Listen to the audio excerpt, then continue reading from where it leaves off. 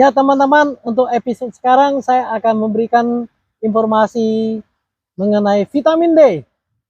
Sumber vitamin D3 ada dari lemak ikan, salmon, sarden, daging merah, hati ikan, cod, minyak, liver ikan, kuning telur, semua yang dari bahan alami. Vitamin D3 bisa bantu Anda panjang umur dan vitamin D akan lebih lama bertahan dalam darah. Postur tubuh yang tidak benar ada hubungan dengan vitamin D. Banyak orang mengetahui hubungan metabolisme vitamin D dengan kalsium, tetapi banyak orang tidak mengetahui. Salah satu fungsi vitamin D adalah pertumbuhan sel pada tulang yang sudah patah. Kalsium yang diresap sel dalam tulang, vitamin D membantu pertumbuhan sel tulang. Jadi bisa tumbuh tulang. Ketika anak-anak banyak kekurangan vitamin D, bisa kena penyakit tulang lunak.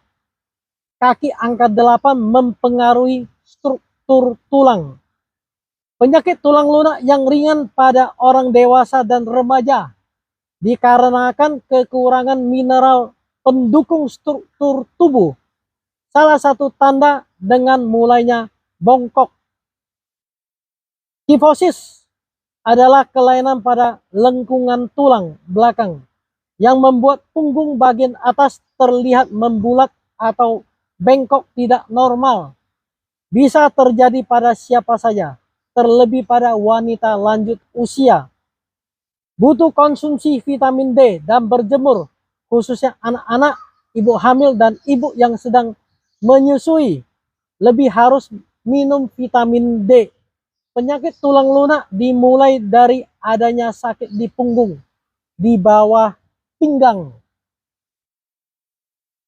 Arteriosklerosis adalah pengerasan pembuluh darah jantung. Seharusnya elastis, bisa relaksasi dan kontraksi, agar tensi darah bisa stabil, menjaga jantung tetap sehat, tidak kena stroke. Semakin kaku kerja jantung, semakin berat, dan tensi darah semakin naik.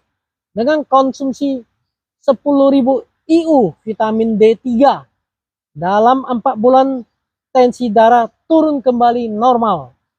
Vitamin D3 membantu elastiskan pembuluh darah karena peradangan. Kaku itu peradangan. 1. Vitamin D3 adalah antiinflamasi alamiah. Antiinflamasi instan seperti sakit punggung, sakit sendi sangat efektif. Lebih baik minum dengan K2. Menjaga kalsium tidak salah tempat mengalir dan mengurangi penumpukan kalsium di pembuluh darah dan sendi. Vitamin D akan tempatkan K2 ke dalam tulang. Jadi harus K2D3 dengan perbandingan 10.000 IU vitamin D plus 100 mg K2. Puasa membuat pembuluh darah jadi elastis. Puasa dan konsumsi vitamin D sangat membantu menurunkan tekanan darah tinggi. 3. Tidak makan gula dan karbohidrat akan menurunkan insulin agar elastis pembuluh darah terjaga. Bila makan makanan tinggi karbohidrat, membuat peradangan di pembuluh darah jadi kaku. Makan makanan rendah karbohidrat bisa memperbaiki resistensi insulin. Resistensi insulin adalah pradiabetes tipe 2 yang mengakibatkan tidak bisa meresap vitamin D.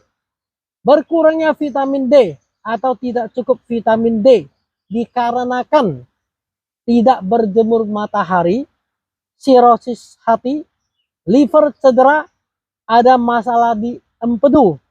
Manusia butuh liver untuk mengeluarkan cairan empedu dan simpan di organ empedu.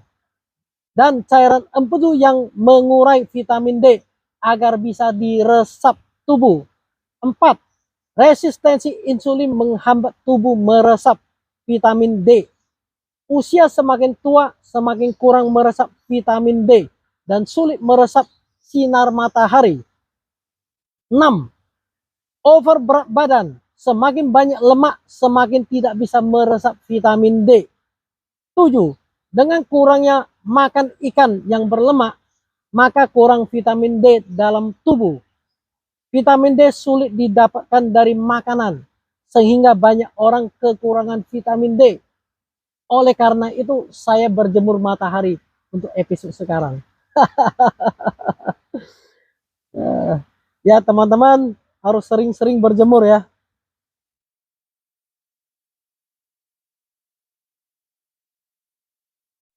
Catatan, agar bisa terhindar dari darah tinggi, masalah jantung dan stroke, pastikan konsumsi K2D3.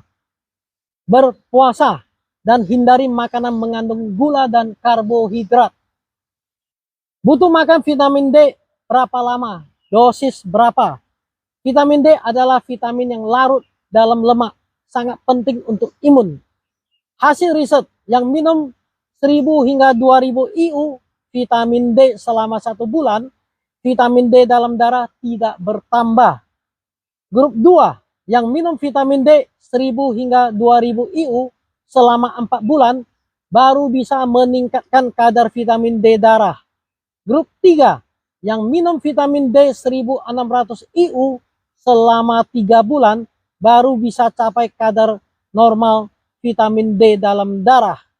Dan ada yang minum vitamin D 50.000 IU selama beberapa minggu, vitamin D dalam tubuh juga tidak bertambah.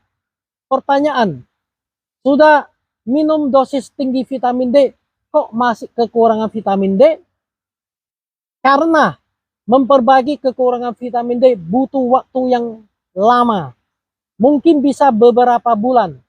Banyak sebab yang mengakibatkan terhalangnya resapan vitamin D dalam tubuh. 1. Cederanya saluran usus. 2. Penuaan.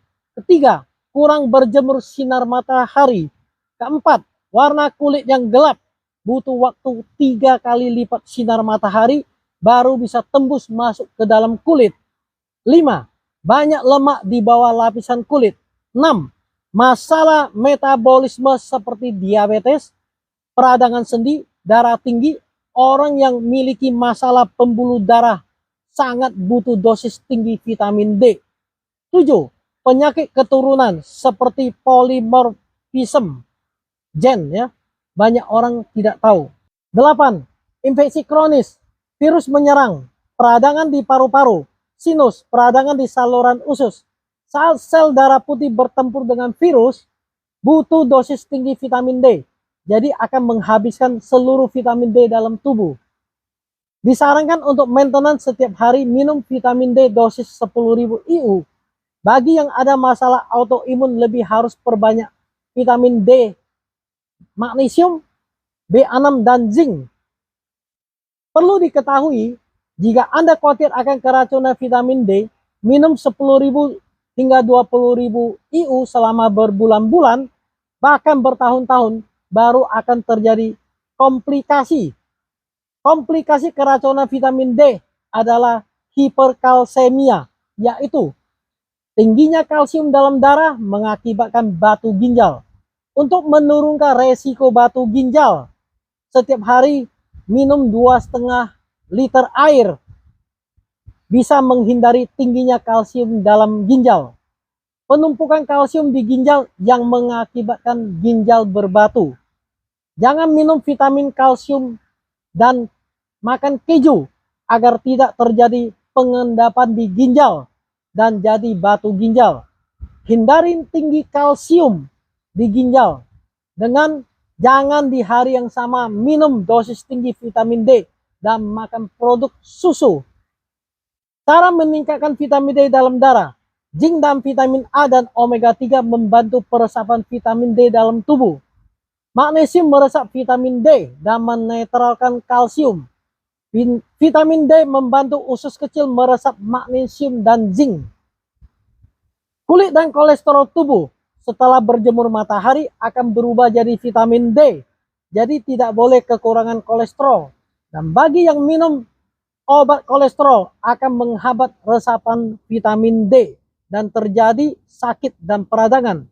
Efek samping obat kolesterol membuat sakit otot dan akan kehilangan otot.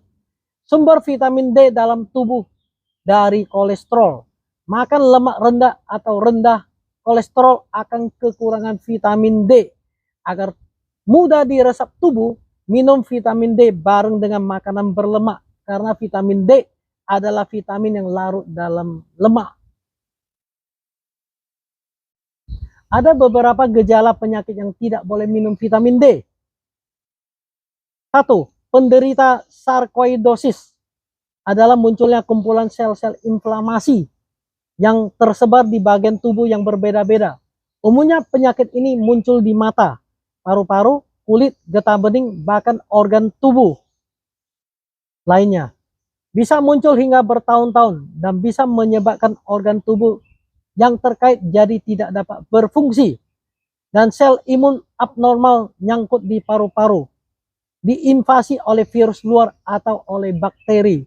Hanya 4 hingga 7% penyakit sarkoidosis ada hyperkalsemia. Jadi penderita hyperkalsemia tidak boleh minum vitamin D. 2. Primary hyperparathyroidism, yaitu ada tumor yang mempengaruhi garis paratiroid dan mengeluarkan banyak enzim garis paratiroid supply kalsium ke dalam tubuh, mengakibatkan hiperkalsemia dan menumpuk di ginjal. Gejala ini tidak boleh minum vitamin D atau jaga dosisnya. 3. Minum litium mengakibatkan banyak kalsium masuk ke dalam darah. 4. Diuretik adalah obat yang digunakan untuk membuang kelebihan garam dan air dari dalam tubuh melalui urin. Hidroklorotizid adalah obat untuk mengatasi edema, yaitu penumpukan cairan di dalam ruang antar sel, misalnya akibat gagal jantung dan sirosis hati. Ketika diuretik, kalsium bisa masuk ke dalam ginjal. 5. Ada beberapa jenis kanker. Ada hiperkalsemia. 6. Hipertiroidism, yaitu kelelahan tiroid mengakibatkan banyak kalsium masuk ke dalam darah. Artinya, penyakit yang berhubungan dengan kalsium yang bisa masuk ke dalam darah itu tidak boleh minum vitamin D.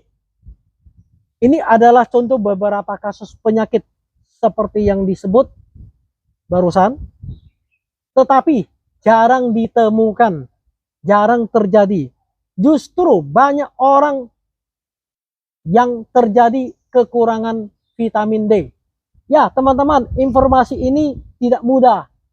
Jangan lupa subscribe agar Anda tetap mendapatkan informasi yang benar dan akurat. Dan jangan lupa share ke teman-teman lainnya agar bisa mendapatkan link kesehatan ini. Terima kasih.